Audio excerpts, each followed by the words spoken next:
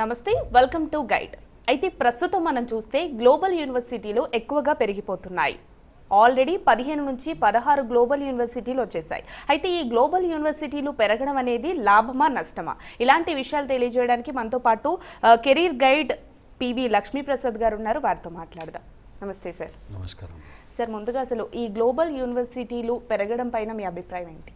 కేంద్ర ప్రభుత్వం 2025 జూన్ నెలలో ఒక జీవోను వెలువరిస్తూ భారతదేశంలో 15 విదేశీ యూనివర్సిటీలకు అనుమతినిచ్చింది. ఇందులో బెంగళూరులో లివర్పూల్ యూనివర్సిటీ అని, తర్వాత ముంబైలో ఒక 5 యూనివర్సిటీస్ అమ్మ, Southampton universities, state of Illinois universities, తర్వాత Belfast universities, Queen Victoria universities, అలాగే గుజరాత్లోని అహ్మదాబాద్ నగరంలో 2 యూనివర్సిటీస్. ఇందులో హైదరాబాద్లో ఒక విదేశీ యూనివర్సిటీ వస్తుంది. అయితే ఈ 15 యూనివర్సిటీలకు ఏర్పాటు చేస్తూ ప్రభుత్వం ఇచ్చినటువంటి ఏదైతే జీవో ఉందో, జీవో తదనంతరం మనకు భారతదేశంలోని ఉన్నత విద్య అనేటువంటిది ఇప్పటి వరకు మనం ప్రైవేట్ యూనివర్సిటీలు, డీమ్డ్ యూనివర్సిటీలు, అంతకుముందు పబ్లిక్ యూనివర్సిటీ అంటే గవర్నమెంట్ యూనివర్సిటీస్, ఇప్పుడు వీటికి తోడుగా ఈ విదేశీ యూనివర్సిటీల ఏర్పాటు అనేటువంటిది జరుగుతుంది. ఇప్పుడు మనం ప్రారంభ దశలో ఉన్నాము. ముఖ్యంగా మనం ఇక్కడ చూడవలసింది ఏంటంటే, మనకు ఈ సరళీకృత ఆర్థిక విధానం 1991లో అప్పుడు ప్రధానమంత్రి పివి నరసింహారావు గారు ప్రవేశపెట్టిన తర్వాత దేశంలో ఈ ఆర్థిక సంస్కరణలకు శ్రీకారం చుట్టిన తర్వాత అప్పటి వరకు ఉన్నటువంటి భారతదేశంలో మనం ఒక 2 వీలర్ కానీ ఒక 4 వీలర్ కానీ కొనాలంటే అప్పుడు మనకు కొనే అవకాశం లేదు. ఎందుకంటే ఒక 6 నెలల నుండి సంవత్సరం కాలం ముందు మనం బుక్ చేసుకోవాలి. ఎందుకంటే మనకు భారతదేశం ఏంటంటే వేరే దేశాల నుంచి మనం దిగుమతి చేసుకోవాలంటే కొన్ని ఆంక్షలు ఉండేవి. కానీ సరళీకృత ఆర్థిక విధానంలో ఎప్పుడైతే 1991లో పివి గారు ప్రవేశపెట్టిన తర్వాత మనకి ఇప్పుడు ఏంటి ఎగుమతులు దిగుమతులన్నీ ఏంటి భారతదేశం మార్కెట్ అని అంతర్జాతీయ స్థాయిలో వెళ్ళింది.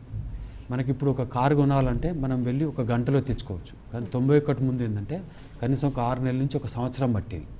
అప్పుడు కూడా ఏంటంటే సరళీకృత ఆర్థిక విధానాలను విమర్శించినటువంటి వాళ్ళు ఉన్నారు. తర్వాత మనకు ఈ భారతదేశం యొక్క జనాభా అవసరాలు, విద్యార్థుల యొక్క నిష్పత్తికి తగినట్టుగా మనకు ఈ గవర్నమెంట్ ఇన్స్టిట్యూషన్స్, కాలేజెస్ కానీ యూనివర్సిటీలో కానీ సీట్స్కి అనేటువంటి డిమాండ్ బాగా పెరిగింది.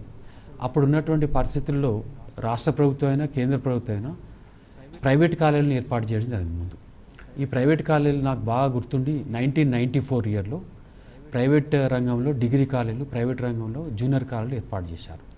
ఎందుకంటే ఒకవైపు జనాభా పెరుగుతుంది, ఇంకోవైపు డిమాండ్ మనకు ఏర్పడింది. కాబట్టి అక్కడ ఈ డిమాండ్కి తగినట్టుగా ఈ యొక్క ప్రైవేట్ రంగంలో ఇటు ప్రైవేట్ కాలేజీలు ఏర్పాటప్పుడు అనివార్యమైంది అప్పుడు. కాబట్టి అక్కడ ఏమైందంటే మనకు విద్యార్థుల అవసరాలు, సీట్లు పెరిగాయి. ఇటు గవర్నమెంట్ సెక్టర్లో సీట్ రానటువంటి గవర్నమెంట్ కాలేజీలో, పబ్లిక్ యూనివర్సిటీలో సీట్ రానంటే ఏమైంది, ఇప్పుడు ఈ యొక్క ప్రైవేట్ రంగంలో ఉన్నటువంటి కాలేజీలో చేరడం జరిగింది. దీనివల్ల ఏమైంది, ఇక్కడ ప్రైవేట్ రంగంలో విద్యా సంస్థల ఏర్పాటుకు అది శ్రీకారం చుట్టింది.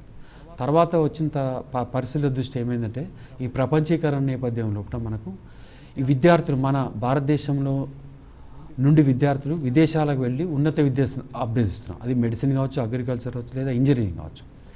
కాబట్టి కేంద్ర ప్రభుత్వం ఏం చేసిందంటే ఇక్కడ ప్రైవేట్ యూనివర్సిటీలు, డీమ్డ్ యూనివర్సిటీ అనేటువంటి ఏర్పాటు చేసింది. అప్పుడు కూడా ప్రైవేట్ డీమ్డ్ యూనివర్సిటీ ఏర్పాటుకు వ్యతిరేకంగా కొంత ఆందోళన జరిగినాయి. కానీ వాళ్ళు ఏమవుతుందని మనకు జనాభా యొక్క అవసరాల దృష్ట్యా ఇప్పుడు భారతదేశం అంతటా ప్రైవేట్ యూనివర్సిటీ వచ్చినాయి, డీమ్డ్ యూనివర్సిటీ వచ్చినాయి. కాబట్టి ఇక్కడ మార్కెట్ అవసరాలు అంటే ఎప్పటికప్పుడు ఒక దశాబ్దం నుంచి ఇంకో దశాబ్దం నుంచి అడుగుపెట్టినప్పుడు మనకు ఒక మనం సమీక్షించుకున్నట్టయితే మన అవసరాలు బాగా పెరిగిపోయినాయి. ఇవాళ మన పిల్లలు అమెరికాకు వెళ్తున్నారు, యూకే వెళ్తున్నారు, ఆస్ట్రేలియా వెళ్తున్నారు. కాబట్టి ఇక్కడ ఏమైందంటే ప్రభుత్వము వాళ్ళకి వీసా కానీ లేదా అక్కడ ఉన్నటువంటి పరిస్థితులకు అనుకూలంగా ఫీజు పేమెంట్ కానీ, తర్వాత ఇంకోటి ఏంటంటే ఇక్కడ మనకు ఇప్పుడు ప్రపంచం అంతా గ్లోబలైజేషన్ వచ్చిన తర్వాత మనకు టెక్నాలజీ బాగా పెరిగిన తర్వాత మనకి ఏమైందంటే ఈ ఏవైతే ఈ కొలాబరేషన్ తోటి, అంతర్జాతీయ సహకారంతో అక్కడి నుంచి ఎవరైతే ఏర్పాటు చేస్తామని భారత్లో ముందుకు వస్తున్నారో మనకేమవుతుందంటే మనకు విదేశీ వర్సిటీల ఏర్పాటుకు ప్రభుత్వం అనుమతినిచ్చింది. ఎవరైతే ఔత్సాహికంగా ఉన్నారో వాళ్లకు భారతదేశంలో విదేశీ యూనివర్సిటీలను ఏర్పాటు చేయడానికి అనుమతినిచ్చింది. ఆల్రెడీ 2024 గుజరాత్లో ఒక యూనివర్సిటీ వచ్చింది అహ్మదాబాద్లో. తర్వాత ఇప్పుడు 2025 జూన్లో కేంద్ర ప్రభుత్వం ఒక 15 విదేశీ యూనివర్సిటీ ఏర్పాటుకు జీవో ఇచ్చింది. దీనిలో భాగంగా మనకు ఇప్పుడు మనం అనుకున్నట్టుగా బెంగళూరులో ఒకటి, హైదరాబాద్లో ఒకటి, అహ్మదాబాద్లో 2, ముంబై సిటీలో కూడా ఒక 5 యూనివర్సిటీలు వచ్చేసినాయి. మీరు అడిగినటువంటి ప్రశ్నకు ఇవి లాభమా నష్టమా అనేటువంటి దానికి ఏంటంటే, ఇప్పుడు మనకు ఒక రకంగా చెప్పాలంటే లాభమే. నష్టం ఎందుకు కాదంటే ఇక్కడ మనకు ప్రారంభ దశలో ఉన్నాం, ఏర్పాటు దశలో ఉన్నాం. వాళ్ళ ఫీ స్ట్రక్చర్ ఎలా ఉంటుంది, వాళ్ళు ఎలాంటి కోర్సులు ప్రవేశపెడుతున్నారు. తర్వాత ఒకవేళ కోర్సులు కనుక పెట్టినట్టయితే నాకున్నటువంటి సమాచారం మేరకు అవి science and technology, engineering, MBA, finance and AI కోర్సులు మాత్రమే పెడుతున్నారు. కాబట్టి ఇప్పటికిప్పుడు ఇంకా వాళ్ళు మెడికల్ ఫీల్డ్లోకి రాలేదు. ఇంకా కొన్ని ప్రొఫెషనల్ కోర్స్ తోటి వాళ్ళు ఈ విద్యా సంవత్సరంలో ప్రారంభించబోతున్నారు. ఇక్కడ ఒకటి లాభమా అంటే ఒకటి అంటే లాభమే. ఎందుకంటే ఒక విద్యావేత్తగా నేను చెప్పదలుచుకుంది ఏంటంటే, మన విద్యార్థులు విదేశాలకు వెళ్ళి అక్కడ ఉండి పెట్టుబడి పెట్టే కంటే ఇక్కడే చదవడం వల్ల వాళ్ళు మన దేశంలో ఉండి చదువుకునేటువంటి ఒకటి వెసులుబాటు ఉంది. రెండోది ఏంటంటే, మనకు ఇంటర్నేషనల్లీ రిలవెంట్ కరిక్యులం ఉంటుంది. అక్కడి కరిక్యులం ఇక్కడ చదవడానికి ఒక అవకాశం ఉంది.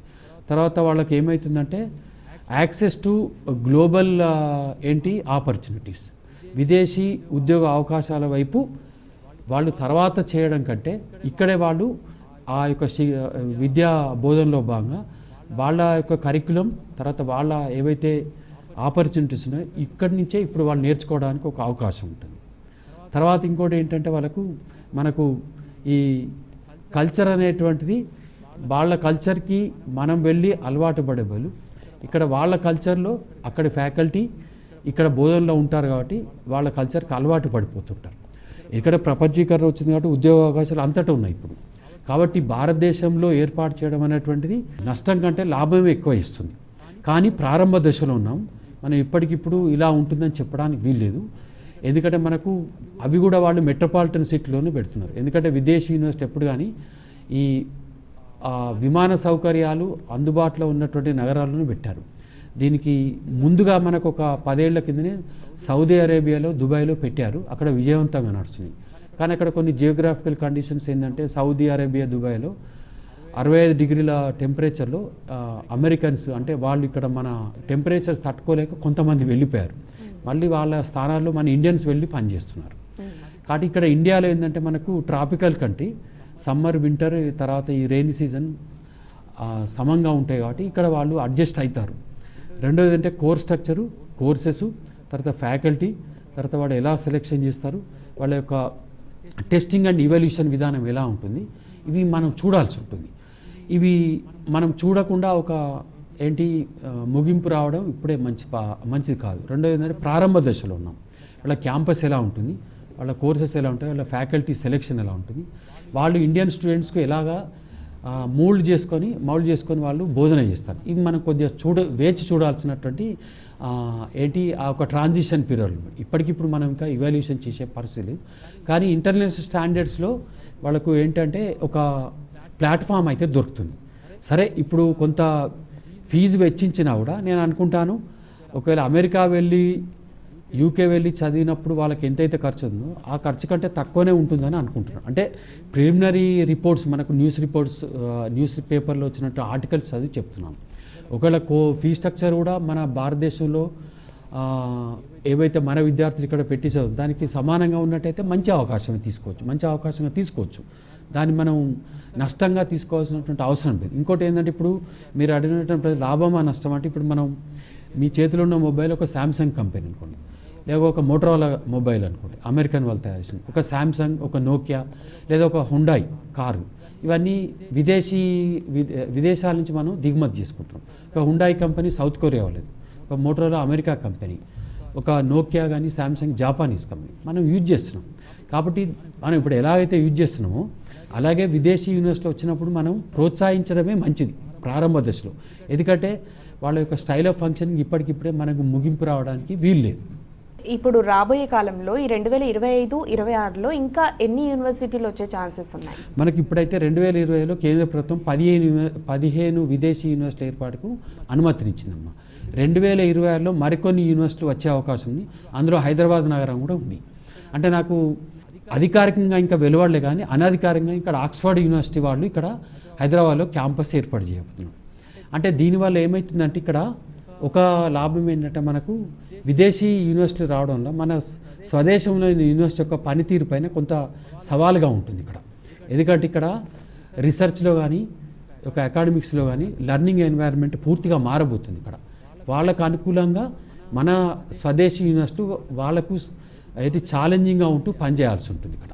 కాబట్టి ఒక 2 to 3 years వాళ్ళ యొక్క స్టైల్ ఆఫ్ ఫంక్షనింగ్ తెలిసినప్పుడు మన ఇండియాలో ఉన్నటువంటి పబ్లిక్ డీమ్డ్ ప్రైవేట్ యూనివర్సిటీస్ యొక్క ఫంక్షనింగ్ అనేటువంటిది ఇక్కడ ఒక కటింగ్ ఎడ్జ్గా అంటే ఒక కాంపిటీషన్ లెవెల్లో వెళ్ళబోతున్నాయి ఇక్కడ. ఇప్పటికిప్పుడే మనం చెప్పలేము, కానీ ఫారిన్ యూనివర్సిటీ వచ్చిన తర్వాత మనకు ఇండియాలో ఉన్న యూనివర్సిటీస్కి ఏంటంటే ఒక సవాల్ ఇది. అంత సులభమైనటువంటి జాబ్ కాదు అది. పరిశోధనలో కానీ బోధనలో కానీ తర్వాత విద్యను మనం విద్యార్థులకు నేర్పించేటువంటి క్రమంలో కూడా కొంత సవాల్గానే ఉంటుందని అనుకుంటున్నాను. అయితే ఖచ్చితంగా ఆల్రెడీ మనకి యూనివర్సిటీలు ఉన్నాయి కదా సార్, ఇప్పుడు ఖచ్చితంగా విదేశీ యూనివర్సిటీల అవసరం మనకు ఉందంటారు? అవసరం ఉందంటే అక్కడ మనకి ఇప్పుడు ఇది మంచి ప్రశ్న. ఎందుకంటే మనకు 2015 నుండే అంటే నాకు గుర్తుండి 2010 నుండి మొదలైంది. యాక్చువల్గా 2010 నుండి ఇది బాగా వేగవంతమైంది. మనకు సెమిస్టర్ విధానం అనేది డిగ్రీలో లేదు. నేను చదువుకున్నప్పుడు ఇయర్ వైజ్ ఉండే, సంవత్సరం వార్షిక పరీక్షలు అనేవాళ్ళం. ఇయర్ వైజ్ ఎగ్జామ్స్ ఉండే. తర్వాత ఈ యొక్క సెమిస్టర్ విధానం అనేటువంటిది అమెరికన్ మోడల్గా డిజైన్ చేసి మన దగ్గర ప్రవేశపెట్టారు. ఎందుకంటే మన విద్యార్థులు అమెరికాకు వెళ్ళి చదువుతున్నప్పుడు ఇక్కడ మన ఇయర్ వైజ్ డిగ్రీని వాళ్ళు యాక్సెప్ట్ చేయట్లేదు. ఎందుకంటే మనకు ప్రతి 4 నెలలకు 5 నెలల కోర్సును బట్టి ఉంటుందమ్మా. ఇది సెమిస్టర్ విధానంలో ఉండాలని వాళ్ళ ఒక కండిషన్ పెట్టారు. అప్పుడు ఏమవుతుందంటే మనకు వాళ్ళ యొక్క సిలబస్కి అనుకూలంగా సెమిస్టర్ విధానం పెట్టారు. తర్వాత మిడ్ ఎగ్జామ్స్ అని పెట్టారు. అలాగే ఏమవుతుందంటే ఈ సెమిస్టర్ ఎగ్జామ్స్ తర్వాత ఇవాళ పిహెచ్లో కూడా సెమిస్టర్ ఎగ్జామ్ ఉంటుంది. సెమిస్టర్ ఎగ్జామ్ అనేటువంటిది ఆ సెమిస్టర్ పద్ధతిలో వచ్చింది అన్నట్టు. ఇక్కడ మన సిలబస్ అనేటువంటిది ఇక్కడ వార్షిక విధానంలో వెళ్ళి అమెరికన్ విధానంలో వచ్చి చేరింది ఇక్కడ. కాబట్టి ఇక్కడ మన విద్యార్థులు ఎగ్జాంపుల్ మీరు తీసుకున్నట్టయితే ఇప్పుడు యుక్రెయిన్ అంతా యుద్ధ వాతావరణంలో చిక్కున్నటువంటి దేశం. మెడిసిన్కి బాగా తక్కువ పెట్టుబడితో మెడిసిన్ చేసేటువంటి మనకు ఇండియాలో కాకుండా 2 దేశాలు, ఫిలిప్పైన్స్ ఒకటి, యుక్రెయిన్ ఒకటి. కాబట్టి ఇక్కడ ఏంటంటే మనకు అక్కడ నేర్చుకున్న విద్య అయితే మెడిసిన్ విద్య ఉందో వాళ్ళు పూర్తి చేసుకుని భారతదేశంలో వచ్చిన తర్వాత ఒకటి ఈక్వలెంట్ ఎగ్జామ్ ఉంటుంది. కేంద్ర ప్రభుత్వం వాళ్ళు అంటే మెడికల్ కౌన్సిల్ ఆఫ్ ఇండియా వాళ్ళు పెడతారు అంటూ. అంటే అక్కడ వాళ్ళు ఏం నేర్చుకున్నారో తెలియదు, కానీ అక్కడ వాళ్ళు ఇచ్చినటువంటి ఎంబీబీఎస్ డిగ్రీ గుర్తింపుగా ఈక్వలెంట్ కోర్స్ అనేది ఎగ్జామ్ అనేది ఇక్కడ పెడతారు అంటే ఇక్కడ. ఇవాళ ఫిలిప్పైన్స్, యుక్రెయిన్ చాలామంది విద్యార్థులు వెళ్ళి మెడిసిన్ కోర్స్ చేసి, ఎందుకంటే తక్కువ పెట్టుబడితోటి ఈవెన్ ఇండియాతో పోర్ట్ చూస్తే కూడా తక్కువ పెట్టుబడితోటి కూడా మెడిసిన్ పూర్తి చేసుకొని వచ్చారు. అలాంటప్పుడు ఏమవుతుందంటే మనకు మన విద్యార్థులు అక్కడికి వెళ్ళి బాగా ఖర్చు పెట్టి చదువుకోకంటే ఇండియాలో ఒక చదువుకునేటువంటి ఒక వెసులుబాటు అయితే వస్తుంది. ఫీ స్ట్రక్చర్ మాత్రం మనం వేచి చూడాలి. వాళ్ళు ఎలాంటి ఫీ స్ట్రక్చర్ మనకు ఇస్తారని చూడాలి. ఫ్యాకల్టీ ఎలా ఉంటుంది, కోర్సెస్ ఇప్పుడు మనం అనుకున్నట్టు కొన్ని కోర్సెస్ తోటి ప్రారంభిస్తున్నారు. అయితే విదేశీ యూనివర్సిటీల వల్ల ఉద్యోగ అవకాశాలు ఎలా ఉండే ఛాన్సెస్ ఉంటాయి? విదేశీ యూనివర్సిటీలు ఇచ్చేటువంటి డిగ్రీలు ఏంటంటే ఇక్కడ వాళ్ళకు మనకు ఒకటి కరిక్యులం ఇంటర్నేషనల్ లెవెల్లో ఉంటుందమ్మా. తర్వాత ఇంటర్నేషనల్గా మనం చూసినట్టయితే గ్లోబల్ ఆపర్చునిటీస్ వస్తాయి. ఎందుకంటే మళ్ళీ వాళ్ళే ప్లేస్మెంట్ సెల్లో కానీ మళ్ళీ డిగ్రీలు ఇచ్చేటప్పుడు మళ్ళీ వాళ్ళే ఉంటారు కాబట్టి అవి గ్లోబల్ ఆపర్చునిటీస్ ఉంటాయి. ఎందుకంటే ఇప్పుడు ఇక్కడ మనకు విదేశీ యూనివర్సిటీలు పెట్టేటువంటి దేశాలు ఏమిటంటే ఒకటి యూకే, ఇంకోటి యూఎస్ఏ, ఇంకోటి ఆస్ట్రేలియా, ఇప్పుడు జర్మనీ కూడా ఎంటర్ అవుతుంది. ఇప్పుడు మనకు జర్మనీ కూడా వస్తుంది మనకు. కాబట్టి ఇక్కడ ఇవి ప్రపంచంలోనే ఉన్నత విద్యలో బాగా ప్రపంచవ్యాప్తంగా ఉన్నటువంటి యూనివర్సిటీస్ ఇవి. ఈవెన్ ఇప్పుడు హార్వర్డ్ యూనివర్సిటీ కూడా రాబోతుంది మనకు. హార్వర్డ్ యూనివర్సిటీ కూడా వేరే దేశంలో విదేశీ యూనివర్సిటీ వాళ్ళు వచ్చి పెట్టబోతున్నారు. కాబట్టి ఇక్కడ మనకు 2 రకాలైనటువంటి ఏంటంటే మనకు అవకాశాలు అయితే ఉంటాయి, ఉపాధి అవకాశాలు. ఎందుకంటే వాళ్ళే ఇక్కడ వచ్చి పెడుతున్నారు. గ్లోబల్ లెవెల్లో ఆపర్చునిటీ ఉంటాయనేటువంటి నేను ఆశావాదిగా చెప్తున్నాను. అయితే ఇన్ని యూనివర్సిటీలు రావడం వల్ల యూనివర్సిటీ ప్రతిష్ట తగ్గిపోయే అవకాశం ఏమైనా ఉందా? ప్రతిష్ట దిగజారదు మేడం, కానీ పోటీని మాత్రం ఎదుర్కొంటుంది. అంటే క్వాలిటీ ఎడ్యుకేషన్ ఒకవైపు ఒకసారి మనం క్వాలిటీ ఎడ్యుకేషన్ కనుక మనం పరిశీలించినట్టయితే కొంత విదేశీ యూనివర్సిటీ నుంచి స్వదేశీ యూనివర్సిటీలో మనకు క్వాలిటీ అనేటువంటిది ఒక సవాల్. ఇప్పుడు మన భారతదేశంలోని యూనివర్సిటీస్ కనుక మనం చూసినట్టయితే ఇక్కడ వీళ్ళకు ఇంతకుముందు మనం చెప్పుకున్నట్టు టీచింగ్, లెర్నింగ్ మరియు రీసెర్చ్లో ఇవి ఛాలెంజింగ్. ఎందుకంటే విదేశీ యూనివర్సిటీలు ఎక్కడైతే ఇప్పుడు వచ్చి పెడుతున్నాయో స్టాండర్డ్స్ విషయంలో నాకు తెలిసి అక్కడ బాగా స్టాండర్డ్స్ తోటే నడుస్తున్నాయి. నేను వచ్చి వాళ్ళు రాజీ పడకపోవచ్చు, కానీ మనం ఒక బ్యాచ్ వస్తే కానీ మనం విశ్లేషణ చేయరాదు. అంటే మనం ఇప్పటికిప్పుడు మనం ముగింపు చేయడానికి వీల్లేదు, ఒక బ్యాచ్ రావాలి. కానీ నేను అనుకుంటాను గ్లోబల్ లెవెల్లో మన ఇండియన్ యూనివర్సిటీస్ కాంపిటీషన్ అంటే ఒక కీ ప్లేయర్గా ఎదగడానికి ఒక ఛాలెంజ్ అన్నట్టు. అంత సులభమైంది కాదు. వాళ్ళని తట్టుకొని మన పరిశోధనా రంగం, మన బోధనా రంగం, మనం నేర్చుకునేటువంటి పద్ధతులు వాళ్ళ రిలేటివ్గా వెళ్ళాల్సి ఉంటుంది సమాంతరంగా. అక్కడ మనకు కొంత ఛాలెంజ్ అది. అయితే ఎలాంటి కోర్సులు ఉండే అవకాశం ఉంటుంది? మనకైతే ఇప్పుడు మనకు ఉన్నటువంటి ఇన్ఫర్మేషన్ ప్రకారం ఇంజనీరింగ్, సైన్స్ అండ్ టెక్నాలజీ, ఎంబీఏలో మళ్ళీ ఫైనాన్స్, తర్వాత ఏఐ కోర్సులు బాగా పెడుతున్నారు. ఏఐ కోర్సెస్ బాగా పెడుతున్నారు వాళ్ళు. అంటే ఇప్పుడు ఈ సంవత్సరం ఆగస్టులో లివర్పూల్ యూనివర్సిటీ అని బెంగళూరులో స్టార్ట్ చేస్తున్నారు. 2020లో పెడుతున్నారు. అక్కడ వాళ్ళు ఏ కోర్సులు పెడుతున్నారంటే మనకు ఉన్నటువంటి సమాజం సైన్స్ అండ్ టెక్నాలజీ, మళ్ళీ ఇంజనీరింగ్, మళ్ళీ ఏఐ, మళ్ళీ ఎంబీఏలో ఫైనాన్స్ పెడుతున్నారు. అంటే ప్రొఫెషనల్ కోర్సెసే, ఉపాధినిచ్చే కోర్సులు మాత్రమే పెడుతున్నారు. ఇక నెక్స్ట్ ఇయర్ 2026లో బాంబేలో పెట్టేటువంటి, ముంబైలో పెట్టే 5 యూనివర్సిటీ ఇంకా మనకు పిక్చర్ రాలి, మనకి ఇంకా క్లియర్ పిక్చర్ రాదు. కానీ ఇక్కడ ఇప్పుడు మనకు గుజరాత్లో నడుస్తున్నటువంటి అన్నీ అంటే పెట్రోలియం రిలేటెడ్ కోర్సెస్ అండి. అంటే ఇక్కడ మనకు కోస్టల్ బెల్ట్ ఉన్నటువంటి ప్రాంతంలో కోస్టల్ ఏరియాలో ఉండేటువంటి కోర్సెస్ అక్కడ, ఎందుకంటే సముద్రం ఉంటుంది కాబట్టి అక్కడ అలాంటి కోర్సెస్ పెడుతున్నారు వాళ్ళు అక్కడ గుజరాత్లో. ఇక్కడ పెట్రోలియం, చమురు నిల్వలతో అంటే పెట్రోలియం కోర్సెస్ పెడుతున్నారు. ఇప్పుడు ఇక్కడ మీరు అడిగిన ప్రశ్నకు లివర్పూల్ యూనివర్సిటీ బెంగళూరులో పెట్టే ఇవి కోర్సెస్, మళ్ళీ బాంబేలో పెట్టేటువంటి 5 యూనివర్సిటీలో ఎలాంటి కోర్సెస్ మనం వేచి చూడాలి. అది 2026 విద్యా సంవత్సరానికి వస్తున్నాయి. ఇప్పుడు మన యూనివర్సిటీస్తో కంపేర్ చేస్తే సార్, ఫీ స్ట్రక్చర్ కంపేర్ చేస్తే ఇప్పుడు వచ్చే యూనివర్సిటీల ఫీ స్ట్రక్చర్ ఎలా ఉండబోతుంది? అంటే ఇక్కడ మీరు అడిగిన ప్రశ్నకమ్మా, ఇప్పుడు విధి విధానాలు ఇంకా మనకు కేంద్ర ప్రభుత్వం విడుదల చేయాలి. ఎందుకంటే ఇప్పుడు ఒక విదేశీ యూనివర్సిటీ భారతదేశంలో అనుమతి ఇచ్చినప్పుడు ఒక ముసాయిదా ఉంటుందండి, దాన్ని డ్రాఫ్ట్ అంటారు. ఆ డ్రాఫ్ట్ కమిటీ ఇచ్చినటువంటి గైడ్లైన్స్ ఇంకా మార్కెట్లోకి రాలి, ఓన్లీ జీవో మాత్రం వచ్చింది. అంటే ఈ 15 యూనివర్సిటీలను ఏర్పాటు చేస్తూ జీవో వచ్చింది, కానీ మనకు డ్రాఫ్ట్ కమిటీ డ్రాఫ్ట్ రెగ్యులేషన్స్ ఇంకా రాలేదు.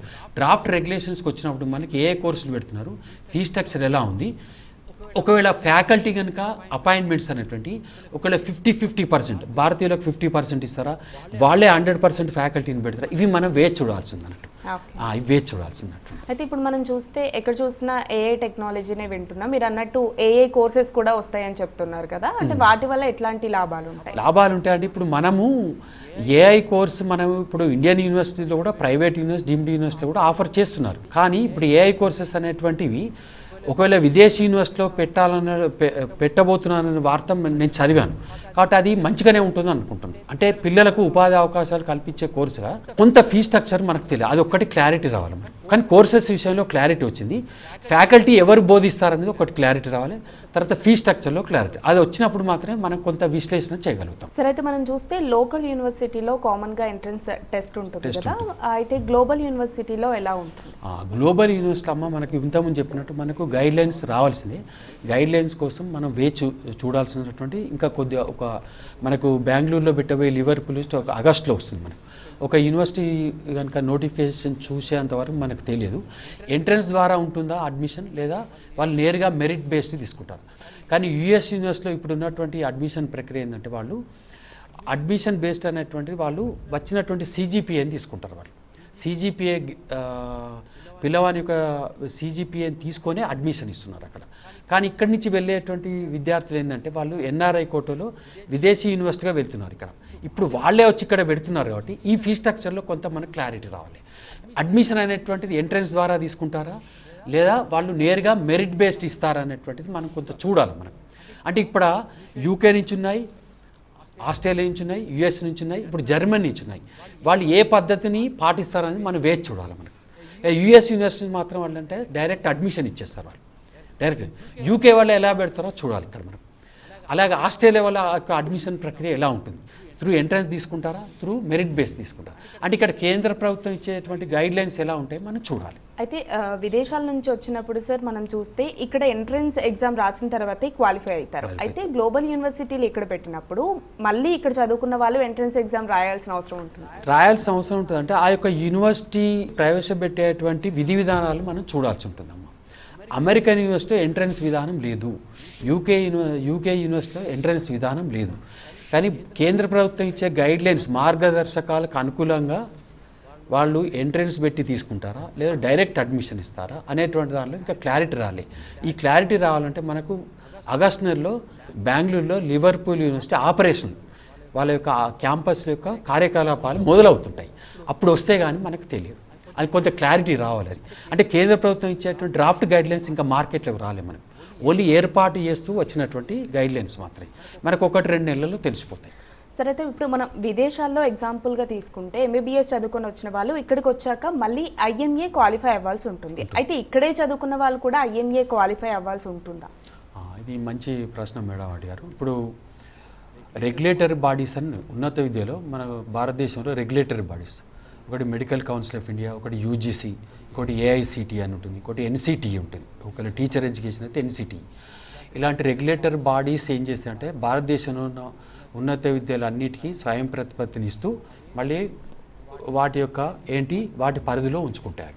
ఎప్పటికప్పుడు సమీక్షిస్తూ విధానపరమైన నిర్ణయాలు తీసుకున్నప్పుడు ఇన్స్టిట్యూషన్కు అఫిలియేషన్ ఇవ్వడం కానీ, లేదా ఇన్స్టిట్యూషన్ గుర్తింపు ఇవ్వడం కానీ, లేదా అడ్మిషన్ పెంచడం కానీ అవి ఎప్పుడెప్పుడు రెగ్యులేట్ చేసుకుంటూ వస్తాయి. అలాగే ఇప్పుడు విదేశీ యూనివర్సిటీల విషయానికి వచ్చినప్పుడు మనం ఒకసారి కనుక చూసుకున్నట్టయితే వీటి యొక్క రెగ్యులేటరీ ఈ యొక్క అథారిటీస్ అయితే బాడీస్ని వీటి పరిధిలో పనిచేస్తాయా, లేదంటే కేంద్ర ప్రభుత్వం ఏమైనా నిర్దిష్టమైనటువంటి మార్గదర్శకాలు ఇచ్చి వాటికి స్పెషల్గా వాటికి ఏమైనా ప్రివిలేజెస్ అట్లాంటి అటానమస్ స్టేటస్ ఇచ్చినప్పుడు ఏమైనా నిర్దిష్టంగా మార్గదర్శకాలు ఇచ్చి అవి వాటిని నడిపిస్తాయి అనేటువంటిది ఒకటి చూడాలి మనం.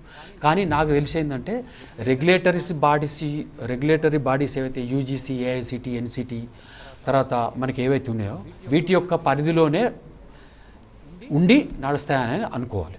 వీటికి క్లారిటీ రావాలంటే మనకు కొన్ని విధి విధానాలు ఇంకా రావాలి. డ్రాఫ్ట్ గైడ్లైన్స్ అనేవి ముసాయిదా అంటారు. ముసాయిదా ప్రిపరేషన్ స్టేజ్లో ఉందన్నట్టు.